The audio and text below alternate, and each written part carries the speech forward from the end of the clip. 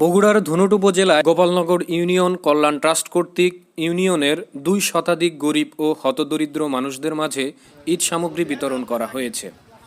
30 March রবিবার সকাল 10 ঘটিকার সময় এ ঈদ সামগ্রী বিতরণ করা হয়।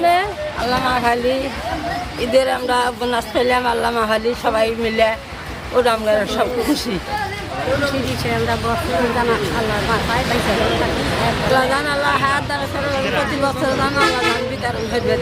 এ সময় উপস্থিত ছিলেন গোপালনগর ইউনিয়নের চেয়ারম্যান ও অত্র ট্রাস্টের উপদেষ্টা মোহাম্মদ আনোয়ারুল ইসলাম সহ উপদেষ্টা মণ্ডলীর সদস্যবিন্দু। ট্রাস্টের জন্য আল্লাহ চাহে উন্নতি লাভ করে সমগ্র ট্রাস্টের সহসভাপতি অর্থ সম্পাদক সহ ট্রাস্টের বিভিন্ন পদধারী সম্পাদক ও সদস্যবিন্দু উপস্থিত ছিলেন।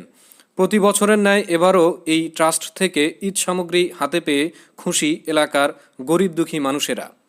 প্রতি বছরই পাইতেছি, আমাদের পরিবার সহকারী আনন্দ হয়ে খাওয়া হয়।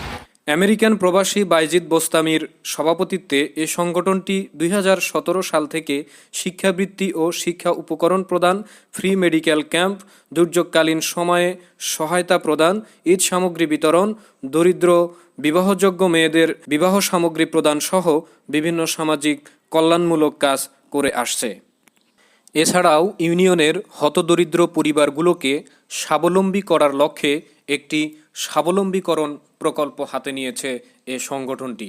এলাকার সর্বস্তরের মানুষ উক্ত সংগঠনটির উত্তরোত্তর সাফল্য কামনা করে।